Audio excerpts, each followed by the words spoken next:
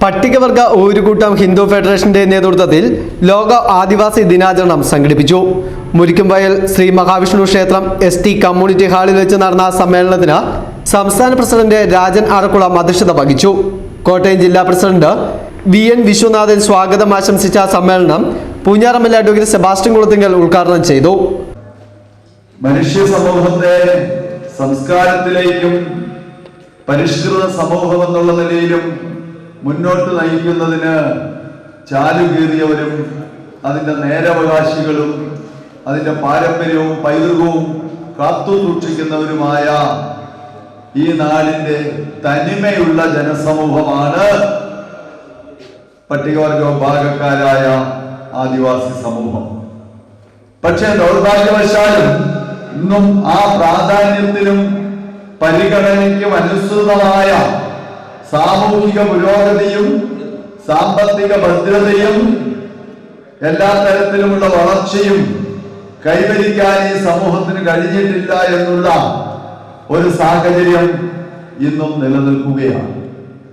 നമ്മൾ ഇത്തരം സന്ദർഭങ്ങളിലൊക്കെ ലോക ആദിവാസി ദിനം ആചരിക്കുക അടക്കമുള്ള സന്ദർഭങ്ങളിൽ അത്തരം ഗൗരവതരമായ ആദിവാസി സമൂഹത്തിന്റെ മുന്നേറ്റത്തിന് വേണ്ടിയുള്ള പിന്നോക്കാവസ്ഥയും പരാധീനതയും പരിഹരിക്കുന്നതിന് വേണ്ടിയിട്ടുള്ള ഗൗരവപരമായ ചർച്ചകളും തീരുമാനങ്ങളും അധികൃതരുടെയും ഭരണ സംവിധാനത്തിന്റെയും മുന്നിൽ ആവശ്യങ്ങളും അവകാശങ്ങളും ഉന്നയിക്കുകയും നേടിയെടുക്കുകയും ചെയ്യുന്നതിന് ആവശ്യമായ പ്രവർത്തനങ്ങൾ ആവിഷ്കരിക്കണം, അതിന് മുന്നോട്ട് വരണമെന്നാണ് എനിക്ക് അഭ്യർത്ഥിക്കാനുള്ളത്.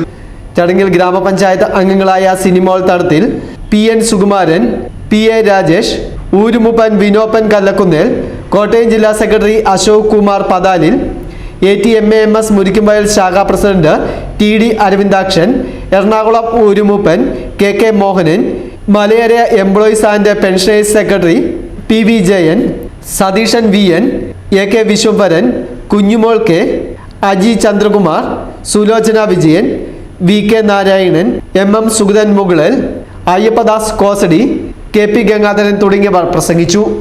News bureau, Mundakayam.